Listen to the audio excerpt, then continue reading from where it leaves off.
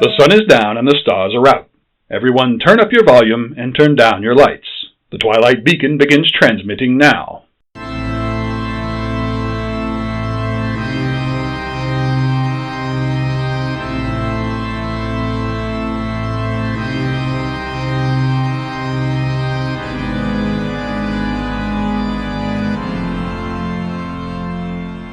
Jedediah D. Blackwell here, coming to you from the Twilight Beacon, transmitting from the heart of Appalachian America. Tonight, we introduce a new vintage radio program to our listeners, The Man Called X. First airing in the summer of 1944, The Man Called X was an espionage drama featuring the exploits of Ken Thurston, named Mr. X in his role as an American intelligence agent. Thurston was voiced by Herbert Marshall for the entirety of the show's 8-year run, an English actor who was a veteran of British and American films. Fans of classic horror films would recognize him as the lead actor of Alfred Hitchcock's 1930 film Murder, and in a supporting role for the Vincent Price classic The Fly. Marshall was a veteran of the First World War, experiencing trench warfare on the Western Front as a member of the British Army. He suffered a gunshot wound to his left knee, which was later amputated. When he returned to acting after the war, he largely hid the fact that he had a prosthetic leg, and often audiences of his stage performances were unaware. Later in his career, he actively supported injured veterans, especially amputees, visiting military hospitals and supporting charities for disabled veterans. After World War II, Marshall was specifically mentioned by General Dwight D. Eisenhower for his efforts in improving morale in Allied military hospitals. And now, Murder, Music, and a Blonde Madonna, as heard on The Man Called X in August of 1944. Here's your pass to the Globe Theater.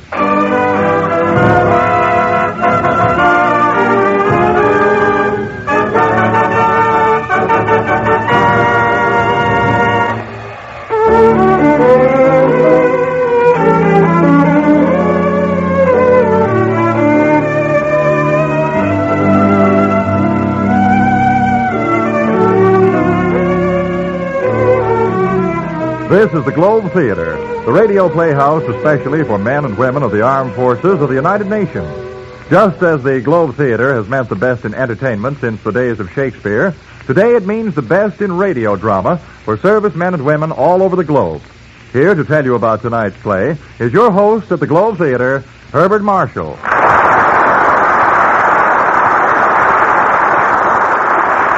Thank you, and hello, everyone. Your favorite seat is ready and waiting for you here at the Globe Theater. No extra charge for lodgers. And tonight's bill is one that I trust will be well worth the hearing. There is one type of character that every actor longs to play, whether he be Sir Aubrey Smith or Roddy McDowell. That is the role of the quick-witted, romantic adventurer who moves through Monte Cristo-esque experiences, confronted with innumerable dangers, but usually confounding his adversaries by sharp thinking and subtle humor. Always, of course, there is a lovely girl who makes the confounding all the more worthwhile. As I say, such is the part that every actor longs to play. Now, there are decided advantages about being your host here at the Globe Theater, for that means that I'm also the casting director. And when a fat, juicy part of the title I've just described turns up, whom do you suppose was chosen to portray it? Well, not Sir Aubrey Smith or Roddy McDowell. I need only add that the title of this play is The Man Called X. What happens is of an exciting nature, I think you'll agree. So, let's up the curtain and let the play begin.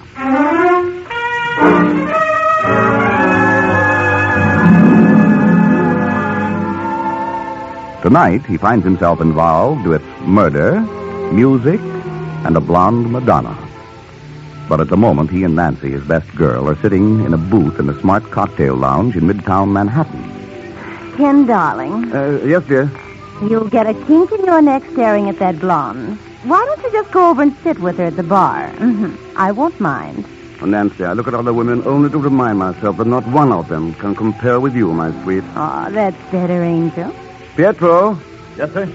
2 martinis with onions. Yes. I don't know why I ever fell in love with you, Ken. You know, I should have gone for a really attractive gent. Like that one over there. Where? At the bar, sitting next to that blonde gal you've been ogling. You see him? Yes. Why, great Scott. Bill Nesbitt. Huh? Somebody call me? Bill, over here. Oh, for the love of Ken Thurston, I haven't seen you Since last college reunion. Nancy, this is Bill Nesbitt, my old roommate, and the best all-American tackle ever. Bill, this is my fiancée, Nancy Bessington. She thinks she's a reporter. I'm glad to meet you, Nancy. Oh, thanks, Bill. I've been following your career, Ken. Congratulations. You always were interested in solving unsolvable puzzles. How about you? I understand you're the finest synthetic chemist in the country. I've done a little in synthetics. Your drink, sir. Fine. Join us, Bill. What? And take him away from his beautiful blonde? What blonde? That girl sitting next to you at the bar. Oh, she's not with me. I don't even know her. Oh, and fine. Sit with us, huh? Well, I've still got half a drink at the bar. I'll get it. He seems like a nice guy. He is. Hey, it's swell seeing you again, Ken. Go on, sit down. What are you doing? Well, I'm on my way to Italy. Italy. Sounds mighty mysterious. Secret stuff. Say, have either of you the time? 4:10. Oh, gee, I've got to make a phone call to the office. When do you leave? Well, I've got to catch a bus at the airline terminal in 15 minutes. Don't have too much time. No, I'll be right back. I wonder why Bill is going to Italy. Hard of a place for a civilian to go these days. Oh, stop acting like a bird dog in October. Darling, you know I promised you I'd settle down. And I'm going to see to it that you keep that promise, baby. Bartender. Yes, miss? Oh, looks like your blonde friend is shutting off. How much do I owe you? Quick, please tell me. That'll be 75 cents, please. Here you are. I think she dresses in horrible taste. Oh, Nancy, aren't you being a little hard on her? Lady, come back. Lady, you left change out of a $5 bill. No, I wonder why she was in such a rush. Probably just remembered her date with a boyfriend. Maybe so. Pardon me, darling, will you? Pietro, where's the phone booth? All right there, sir. Oh, thank you. Hey, Bill. Are you all right? Hey, Bill. Good Lord. Ken, what's happening? It's Bill. He's dead. Oh, no. How? Pietro. Yes, sir? Don't wash that glass he was drinking from. Oh, why not, Ken? I have a hunch the police chemist will find it was full of poison.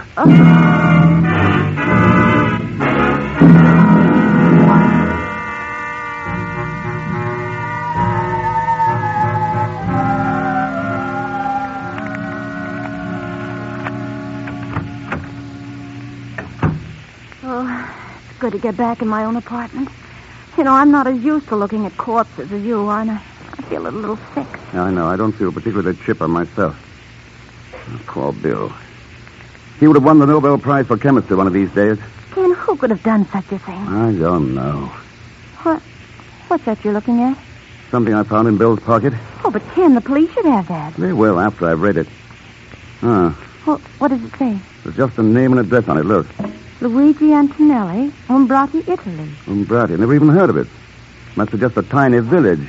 Wonder who Antonelli is. You can bet whoever Antonelli is, he's mixed up in this affair somehow. I wonder in what way. So do I. And I intend to find out. Oh, no, Ken, no, not Italy. Why poke your nose into this? Because I don't like old friends of mine being poisoned. I'm funny that way.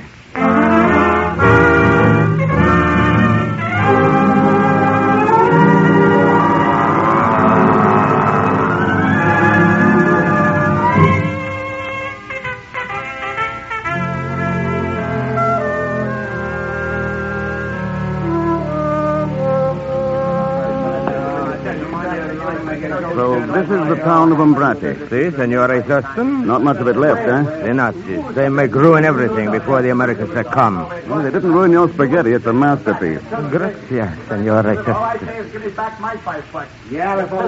Yeah, before we stop. Now, you've made a great mistake, gentlemen. Line across will make you look like Mussolini's ghost. What's all the trouble over there? Those GIs look as though they're going to lose their tempers. The American soldiers. They know like the souvenirs, what they buy from Castro the peddler. See him over there. Castro the peddler, eh? That's good. You know him? That, my friend, is an understatement. I must meet Castro the peddler. This is the last time we ask polite. Come on, boys. 1, 2... Here, boys. What's the trouble? Mr. Thurston! Egon Zellsmith, what mess are you in now? Oh, you are a savior. A wise What's he done, boys? This drifter tells us he's a genuine Italian curiosity. Look what mine says on the bottom. Made in Newark, USA. Egon, give the gentlemen back their money. Oh, but, Mr. If you don't, they'll tear you limb from limb, and I'll sit and applaud. Mr. Thurston, you are a sadist.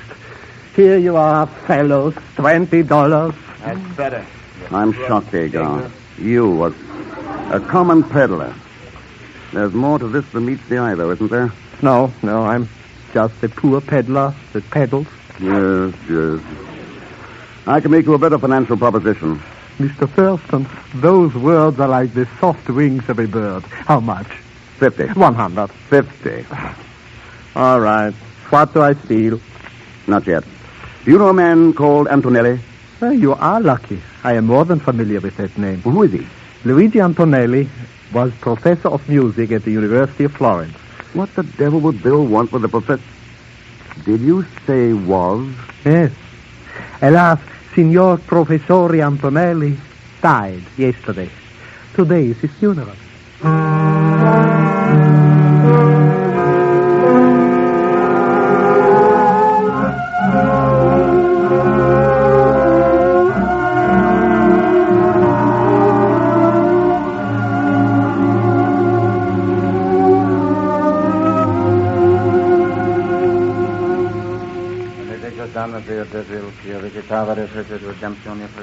Stand back, Agar. Here, behind this tombstone.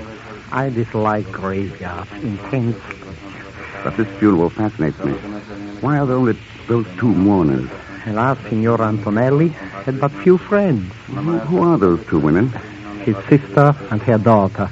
They've just arrived from Rome recently. Oh, so they just came down from Rome, did they? Yes. Well, a few days ago, I saw that girl sitting at a bar in New York. Impossible. She just came Agar down... agrees me to tell you this, but you are lying. Mr. Thurston, if you did not pay me so well, I would be hurt to the quick. How well do you really know these two women? Tell me the truth. I have never spoken to them. For $50 more, would you tell me the real truth? Aha, in that case... I thought so. But cash... In a cemetery? Well, the dead will not object to a small financial transaction. Cash, please. Oh, all right, here you are. Good. Now, the truth is this. I pretend to be a peddler. Those charming ladies pay me to stay in this town so I can notify them should anyone try to get near their house. Why are they so eager to keep people away from that house? Who knows? Perhaps, I merely say, perhaps, Signor Antonelli is not in that coffin at all.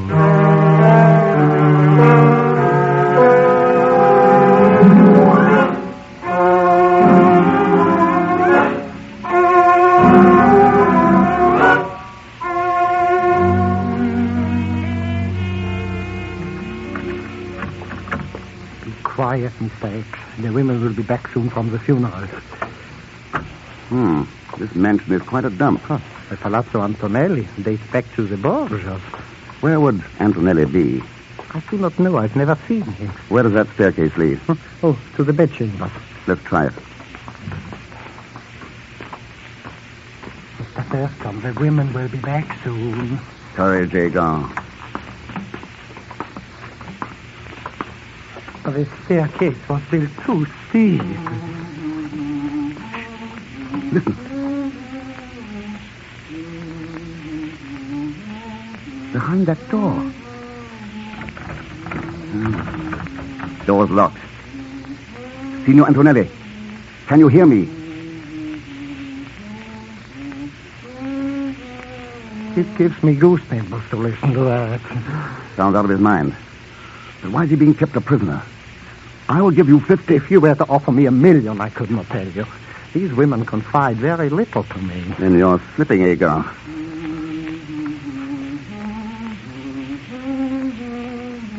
Signor Antonelli, I am an American. I know you are being held a prisoner. Can you hear me?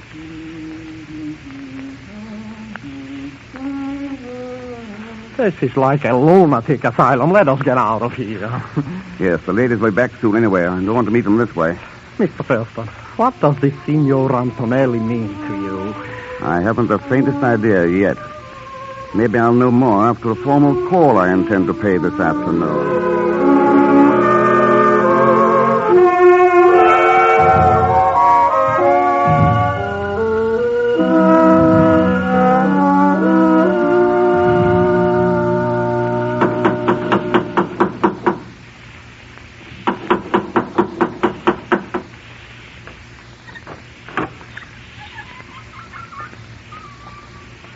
Signore? I have come to offer my condolences at your loss. I'm Signor Thurston from America. I studied music under your uncle at the University of Florence. Won't you come in? Mama, this is Senor Thurston. He knew Uncle Luigi, and he has come to pay his respects. You come at an unhappy time, Signore. But since you are here, won't you sit down? Signora, I too feel your loss very keenly. Your brother taught me much about music and more about life. He was a great man. You are right. I'm glad to know that someone young and a foreigner still holds his memory dear. What was the cause of his death, Signora? While my daughter and I were at Rome, the Nazis occupied this village. They knew how my brother felt toward them. Don't cry, Mama. The past is over. I came here to Umbrati hoping to talk over old times with him. I was shocked to hear. You are very kind, Signor. Not at all. We are being ungracious, Tina. I will get some wine for Signor Thurston. Yes, Mama. The Nazi swine in their retreat from you wonderful Americani at least forgot to loot our wine cellars. I believe you will enjoy our wine. It is the finest in these parts. You will excuse me. Certainly. Strange. Why do you look at me like that? I came to find death, and I found beauty. You are making love to me, Signore. You choose a most unhappy time. When a man is swept off his feet, as I am now, love does not wait on birth or death. I had heard how impetuous Americans were. No, Signore. One tender kiss of, shall we say, friendship. What would my mother think? She's still in the wine cellar. Well, then, one.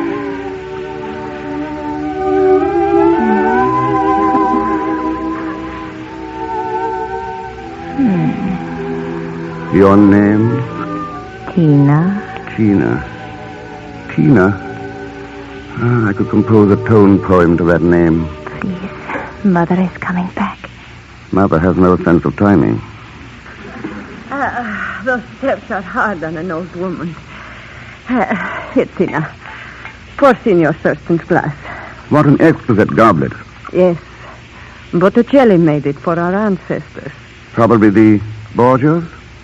Signore does not know his history. The Borgias were poisoners. So they were. Here, Signore. Taste it and tell me if you ever had a finer Barolo. Yes.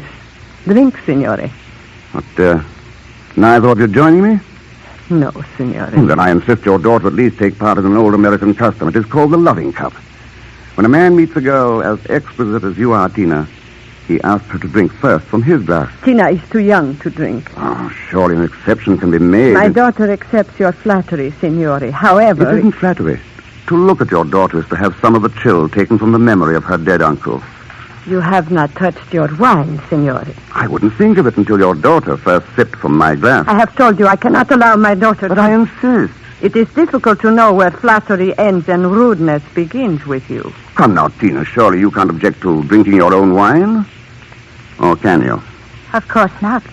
No, certainly not. Well, then. Very well. Tina, no.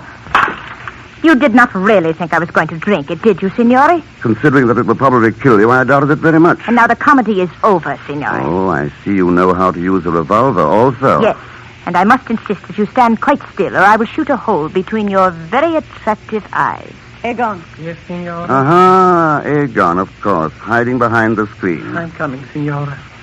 Poor Mr. Thurston. You should not have come here. Egon, take care of this gentleman. As always, it is a pleasure to take care of Mr. Thurston. Show him to the cellar. And tie him up securely. Just my luck. Here I am having a quiet little party with two of the loveliest ladies in Italy, and I have to go to a nasty cellar with Egon.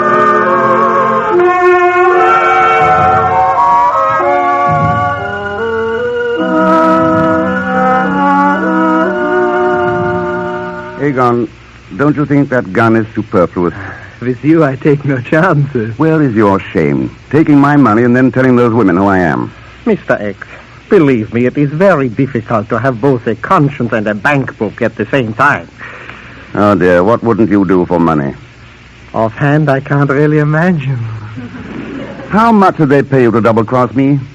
1,000 lira. I thought so. 1,000 lira. Not worth the paper it's printed on. It is? Of course not. You're beginning to make me very nervous. Italy is an occupied country, but that money wasn't worth one good American nickel. If I thought you were telling me the truth... Have I ever lied to you? Yes. Yes, but always with such charm, Mr. X. Are they asleep by now? Oh, yes. I heard Tina say that they would take Antonelli across the German lines just before dawn. You have no sentiment, Aegon. Think of that poor old man locked up. For $500, I could reap buckets and at the same time cut those ropes. 200. 5. Either my price or I sit here and starve. Which will it be? Naturally, I cannot let you die. It's a deal. No, it is no use unless I can get to Antonelli's room. By the merest chance, I have a key to the room for 50 more. No, 200 net. What can I do? My heart will not allow me to permit you to be eaten by those rats. Wait, I cut you free. Ah, you have a noble soul, Aegon. Sometimes. It's amazing how money will make me as soft as putty. Huh? There you are, free now, and here is the key. Thank you. Now, come with me upstairs to Antonelli. I'm sorry, Mr. Thurston. I must refuse. I'm really quite tired. I've had enough and made enough for one day. And so, Mr. X, we come now to the parting of the ways. I go back to town, and you go to the... Yes, that's probably right, Aegon.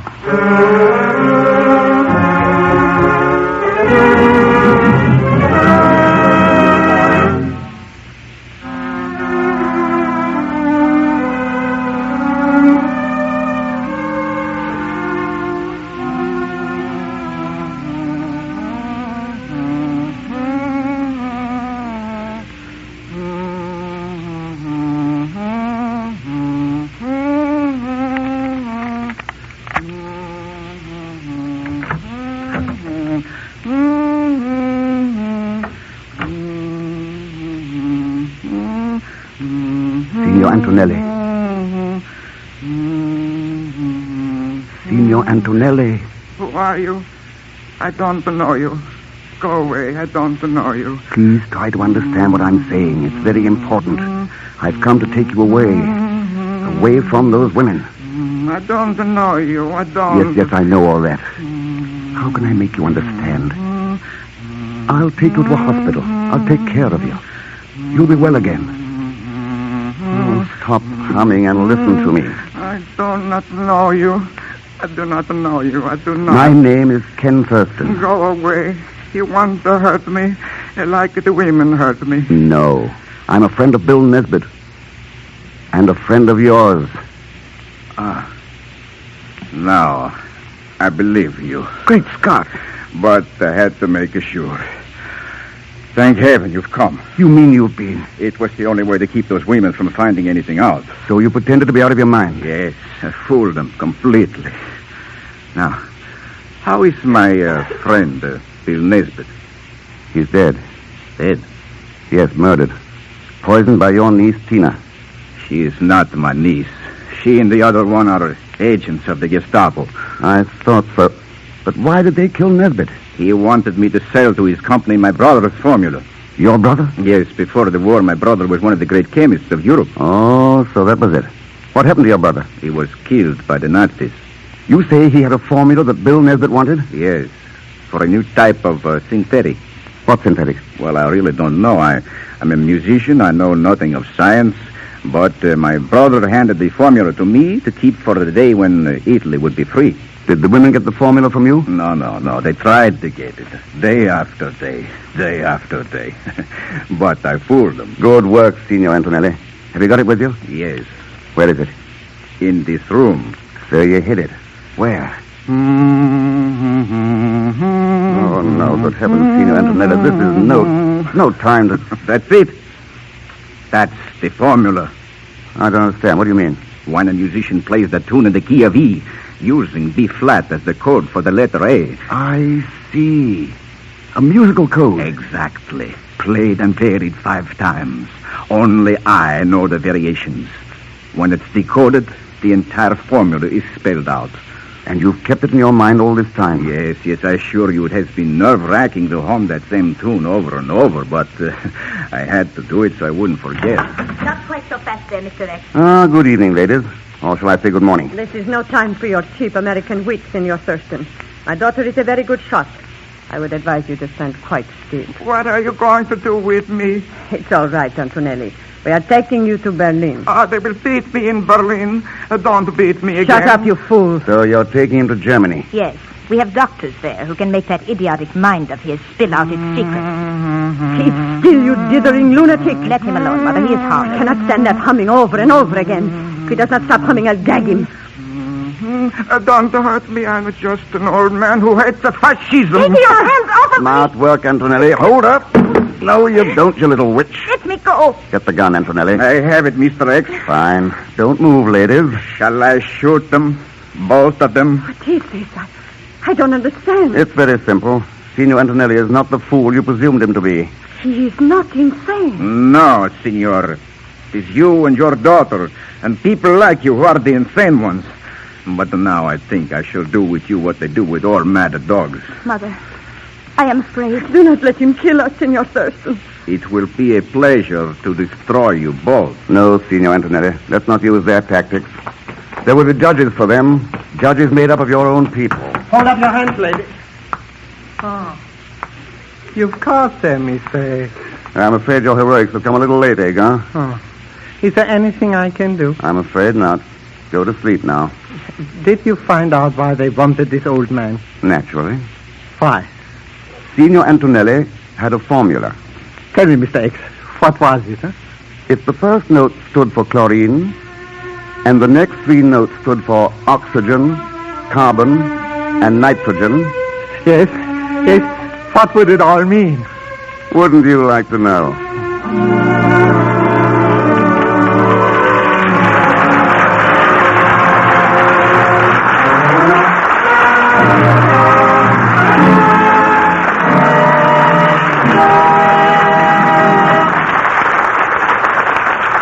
So ends tonight's Globe Theatre production of The Man Called X. I know you'll join me in thanking Bernie Schoenfeld for his excellent script, Felix Mills for composing and conducting the score, and Bill Robeson, who presided in the control room. By the way, the role of Agar was played by Hans Conried as a farewell gesture to an active life in radio theaters and as a prelude to an even more active life in theaters of a different nature. Mr. Conried, I might add, relinquished the finest head of hair in the Western Hemisphere to become Private Conried, his Army serial number escaping me for the moment. Watch out for him. If his performance as Agon is any indication, he'll be a slippery man to deal with on the evening of payday. By the way, it really was fun to play the role of Ken Thurston for you, and I trust you enjoyed the adventures of A Man Called X. As for the next performance from the Globe, you'll hear Walter Abel, Louise Alberton, Ralph Bellamy, and David Bruce in a neat little thriller called Phantom Lady. Here's a short preview.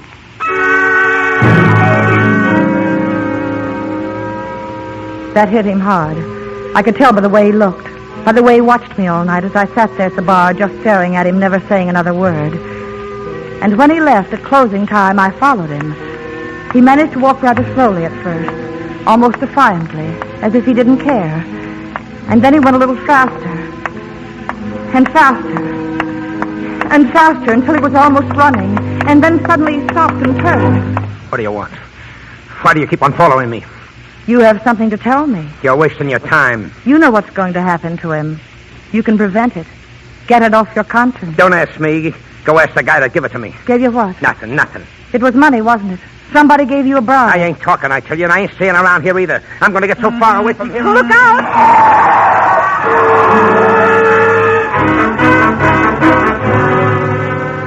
It's going to be a good show, and I know you'll want to hear it. So, jot down on the inside of your helmet liner that you have an appointment at the Globe Theatre with Phantom Lady, starring Walter Abel, Louise Alberton, Ralph Bellamy, and David Bruce. I'll be on hand to show you your seat and take care of the introductions. Till next performance, then, this is Herbert Marshall wishing you all the best, and I'll be seeing you.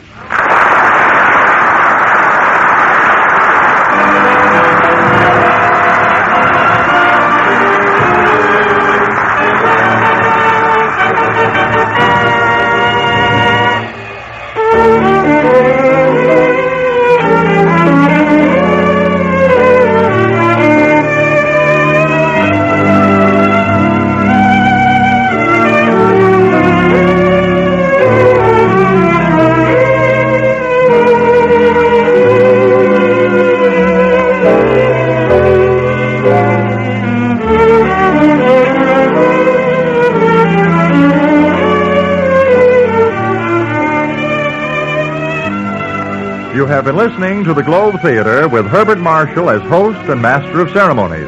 The Globe Theater is presented for servicemen and women of the Allied Armed Forces all over the globe. Listen for our next Globe Theater production soon. You just listened to Murder, Music, and a Blonde Madonna, as heard on the August 28, 1944 broadcast of The Man Called X. Most adventure-themed programs from the golden age of radio were intended for younger audiences, with plots that were outlandish and entertaining for children and teens. Adult dramas of the time were more centered on romance and crime stories, with a focus on acting and dialogue. The Man Called X took advantage of wartime concerns to engage a wider range of listeners, with plots that were tangentially related to the Second World War, involving complicated plots and international settings. Often, Mr. X was involved in spycraft that would directly affect the U.S. war effort, without being involved in combat himself. This provided a backdrop that was relevant to events of the day and added to the stakes of each episode. The character of Mr. X was portrayed as a clever, daring, and heroic figure, always one step ahead of his adversaries and never at a loss for a well-timed turn of phrase. He was often entangled in romantic plots that involved women that were both allies and enemies, and always won their hearts with his intense charm and good looks. These characteristics might cause you to think Ken Thurston was based on the much more famous fictional spy, James Bond. However, Ian Fleming didn't write the first story featuring his iconic British intelligence agent until nearly a decade after the first episodes of The Man Called X aired. And now, one sailor died twice, as presented by The Man Called X in March of 1944.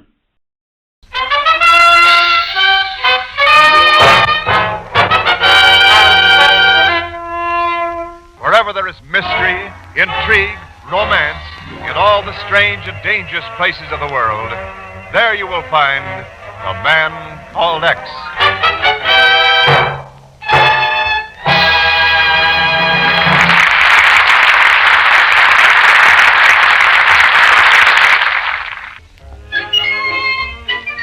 The other tenants in the same building, of course, know very little about Ken. That's the way it is in a New York apartment house. But there are other people who do know, and some of them have rung the door buzzer and have been admitted to Ken's lodgings. Sometimes the caller has been an old friend, and other times it's been Pagan Zellschmidt.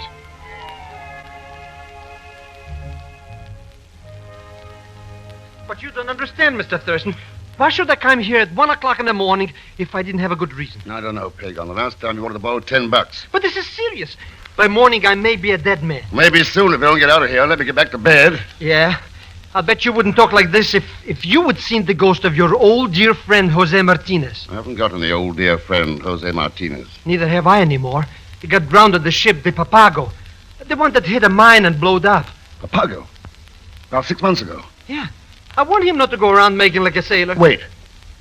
You saw this man tonight alive?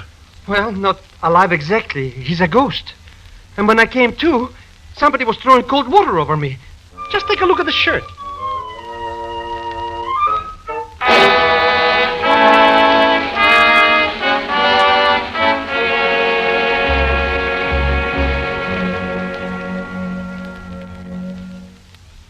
Haven't been able to get much information, Chief. It seems that Papago has hit a floating mine somewhere near the Azores and sank with all hands. The only wreckage found was mostly deck stuff. A couple of lifeboats. What cargo was she carrying, Ken? One that gives us plenty of reason to come in on the case. Medical supplies for Greece. Well, that's reason enough, all right.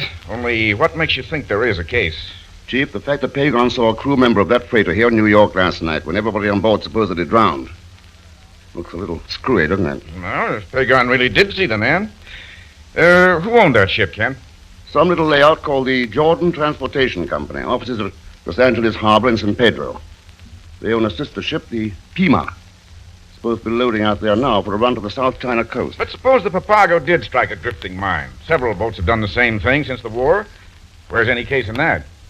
Medical supplies are pretty good items on the European black market. But how can you sell anything on the black market when it's already sunk in the ocean? I don't know. Maybe the same way a dead man can walk down the street 6 months later. Chief, I'm going to San Pedro.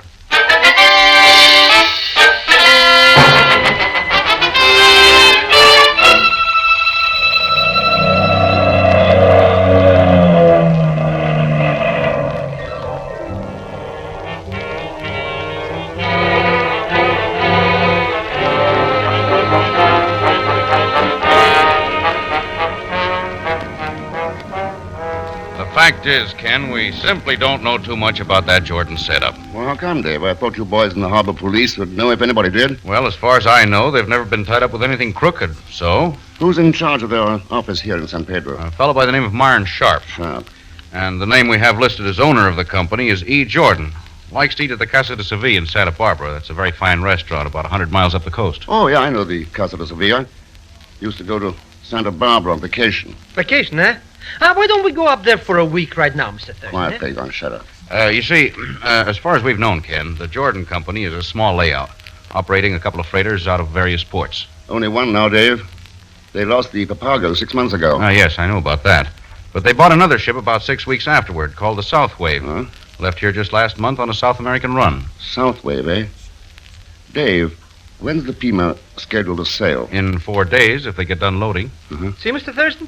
We got time for a short trip to Santa Barbara. And that's exactly where I'm going. Good. I'll get ready right away. You buy yourself a pair of dungarees. You're going to stay here and try to get a job with the Jordan Company. But why should I want a job? I don't even know anybody here in San Pedro. Oh, you might run across an old friend around the docks. Jose Martinez, for instance. Say, I might have that. I always did like Jose. Hey, he's dead. Oh, no.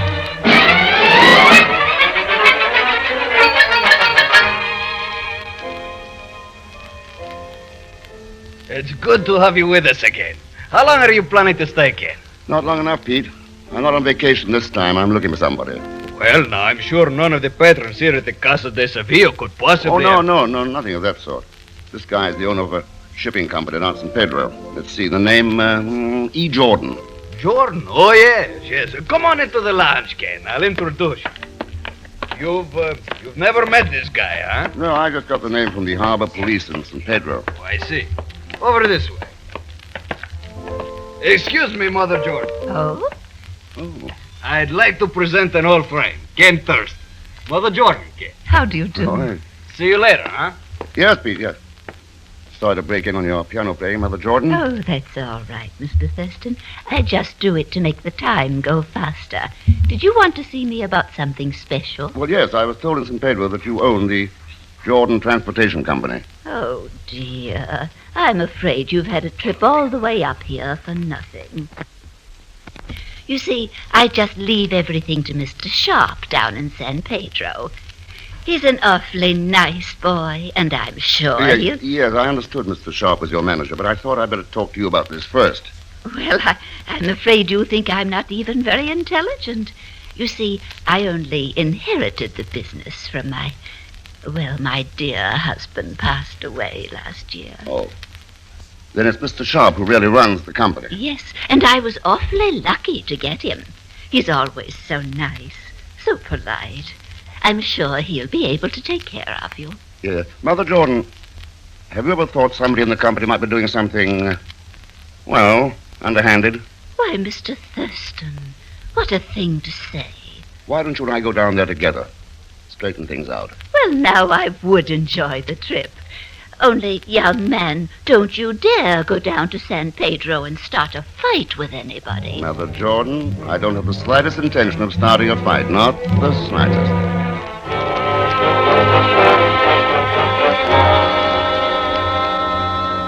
As far as I can see, Mr. Thurston, the whole idea is ridiculous. We lost the Papago through an accident, but that's no indication that Pima will run into any danger on this China trip. I don't know, Mr. Sharp. They've reported drifting mines north of the Philippines. Been drifting mines all over the world since the war, Mr. Thurston. Several ships have been sunk by them. That's right, Captain Blake.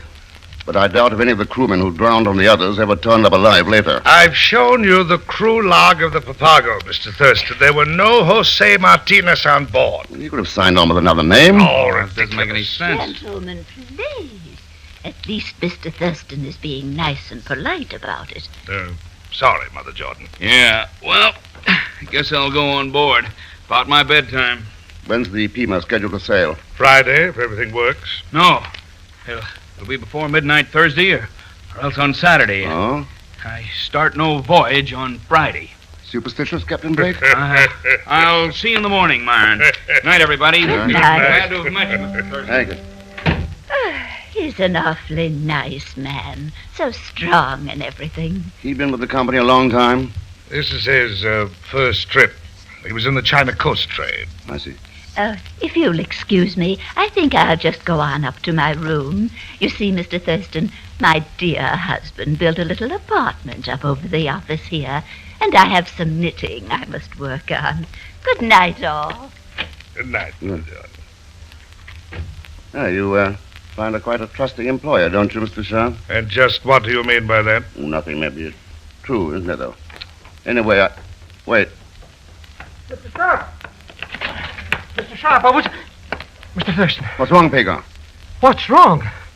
If you only knew what I just saw out there on the deck of that ship. Oh, I know all right. Jose Martinez, or his ghost.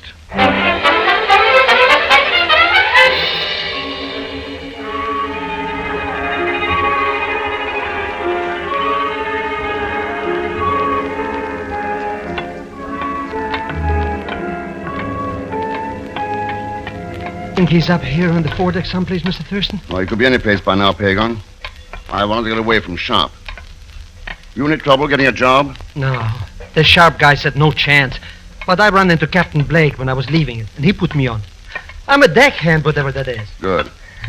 Now, what'd you find out? That little storeroom next to the bridge is packed full of dynamite cases. Oh, so that's it. That's where I was when I saw the ghost of Jose's. Mr. X, it looked just as... What was that? I don't know. It's on the other side of the deck cabin. Come on. I don't really care about finding out what it was, Mr. X. Here, give me that flashlight. Nobody in sight. Well, in that case, why don't we get out of here? Look out. That hatch is open right behind you. Huh? Say, somebody could very easily fall down. Look. Looks like a dead man lying down there. Dead man? Dead nothing, Mr. X. It's been dead for 6 months. That's that ghost of Jose Martinez.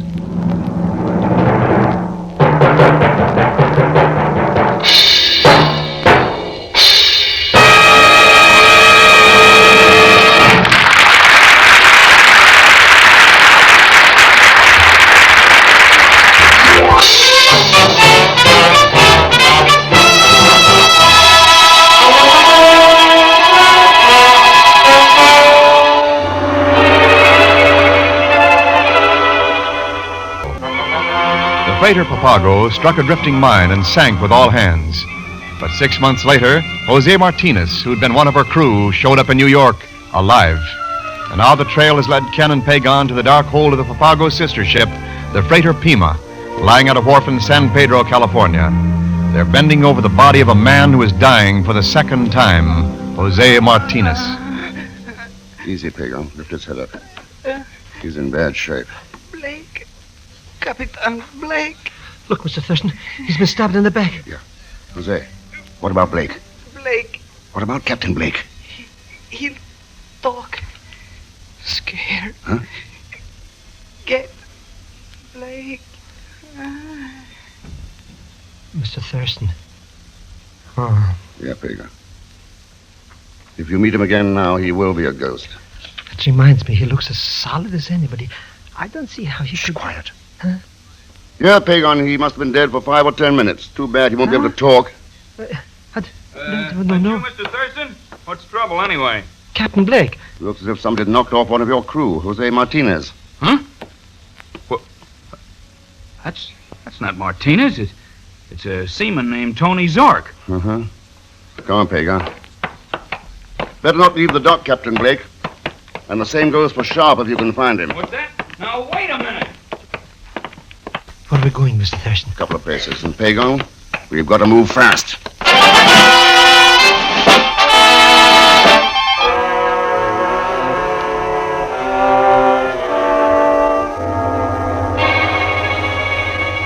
Oh, sure, Ken. The South Wave lay over there at the Jordan Wharf for 10 days or so. I saw her quite a number of times. Good. What does she look like, Dave? I mean, in a general way, the overall outline. Oh, I don't know. About the same size and shape as the Pima. She had a cleaner deck line, though. No after cabin, no superstructure above the bridge level. In other words, if you took those items off the Pima, she'd look pretty much like the South Wave, huh? Sure, but I don't...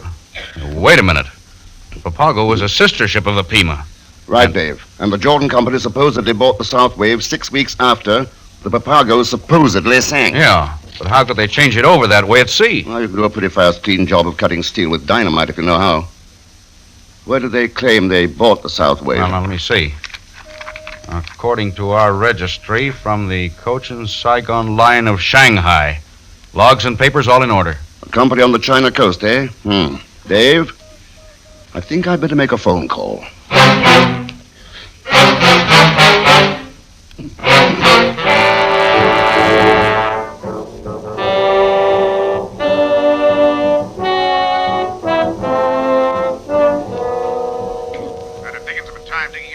At this time of night, Ken, but anyway, here it is. Go ahead, Chief. There is a Cochin Saigon line in Shanghai, and they did own a freighter called the South Wave. Sold it 2 years ago. Who bought it? The Canton Steel Company. They broke it up for scrap. Scrap. What about Blake? Well, Captain Blake was discharged by the Cochin Saigon line a year and a half ago, embezzling ship's funds. They don't know where he went. As for that Yangtze River business, you were right. All right. Thanks a lot, Chief. I'll let you know what happens. Yeah, but Ken, I don't see... So long, Chief. In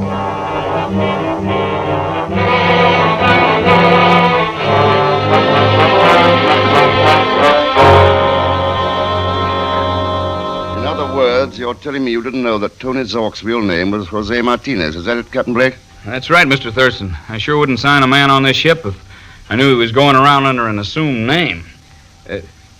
What makes you think any different?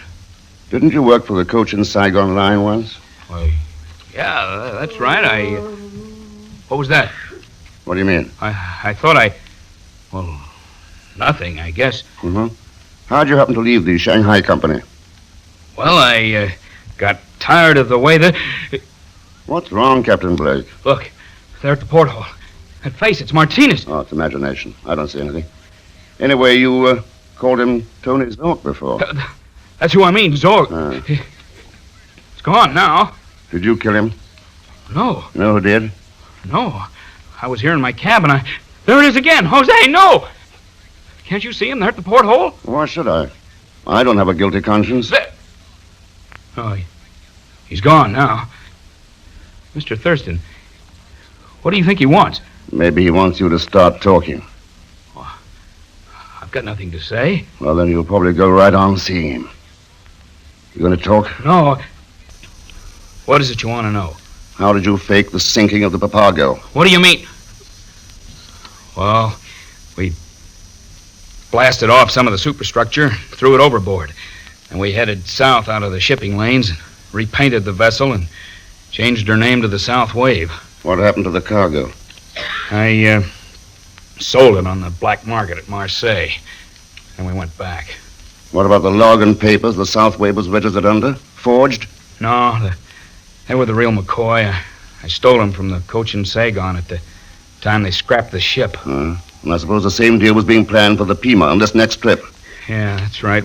We'd already started rumors about mines being seen north of the Philippines. Only this time we'd have her name changed and sold her to some China coast company. You don't need papers for that. And these medical supplies would have ended up on the Shanghai black market instead of going to the people they were meant for. Well, what are you going to do, Mr. Thurston? I'm going to smash this thing wide open. Who planned all this anyway, Blake? Who'd you take your orders from? Well, Sharp! He takes his orders from me, Thurston. Well, Sharp. Nice-looking gun you're carrying. Yes. Shoots nice, too. What happened to Pagon? You scare him off? No. Caught him out there on deck shoving Martinez's body up to the window. Huh? He's either knocked out or dead. So that was it. I thought it was his spirit. You superstitious fool. Thurston tricked you and you started right in shooting off your mouth. I can't take any more chances with you, Blake. No, wait. I won't talk. You can trust me. I'll be able to trust both of you in about 15 seconds. Did you kill Martinez, Mr. Sharp? That's right. Didn't want you to identify him. Now you can tell him hello for me. No! Oh, dear. I guess I must have hit him, Mr. Thurston. He fell down. You hit him all right. 2 shots right in the back of the head. Come on in, Mother Jordan. I heard the whole thing, and I simply can't understand it. He was always such a nice, polite young man.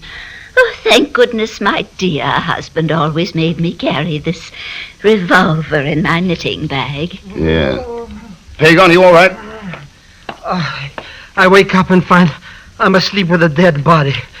My head feels like a cantaloupe. Hey, What hit me, anyhow? The late Myron Sharp hit you, Pagan. Hey, he's dead.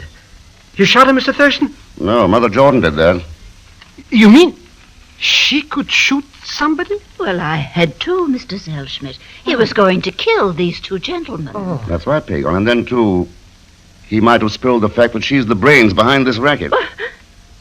Why, Mr. Thurston, what a thing to say. Isn't it, though? Suppose you explain how Sharp could pull all these deals without the owner of the company finding out. Well, I told you my dear husband always took care of things. Your husband. He wouldn't have been a man named Bully Jordan, would he?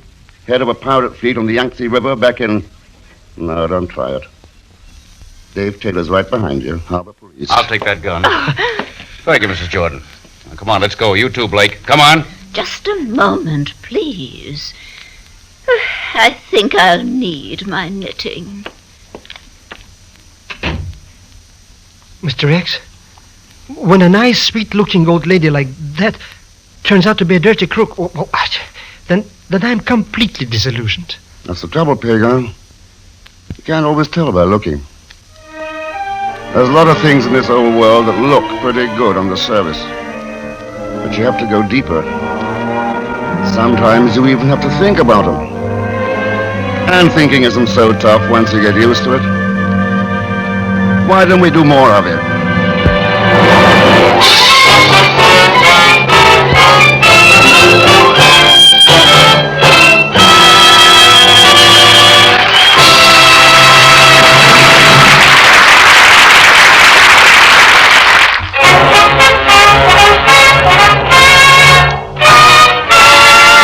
And now for star Herbert Marshall. Ladies and gentlemen, America's production depends on steel, and steel depends on scrap metal. So please help increase the production of the things you need, and help to keep employment high by collecting steel and scrap iron around your own home. Turn it into your local drive or call your local scrap dealer right away.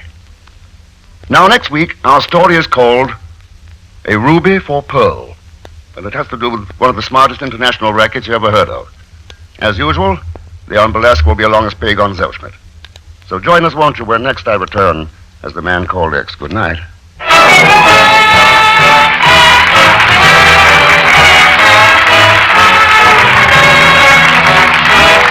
Man Called X is directed by Jack Johnstone, with music composed and conducted by Johnny Green.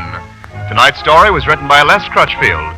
So until next week, same time, same station, this is Wendell Niles speaking. All characters and incidents used on this program are fictitious, and any resemblance to actual persons or incidents is purely coincidental.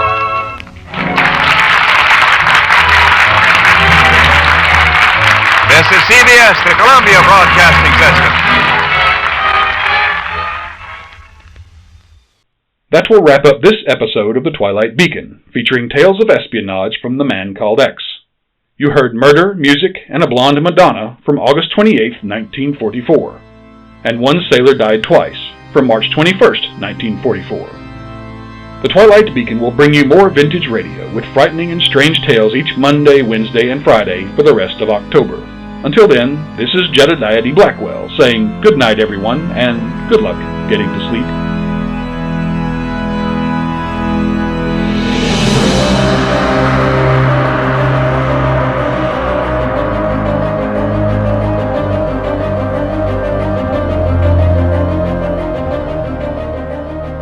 Thank you for listening to this episode of the Twilight Beacon podcast.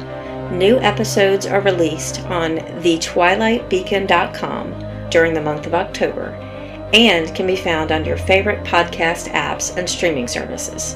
The Twilight Beacon podcast is produced and edited by Jason and Jacob Burgess.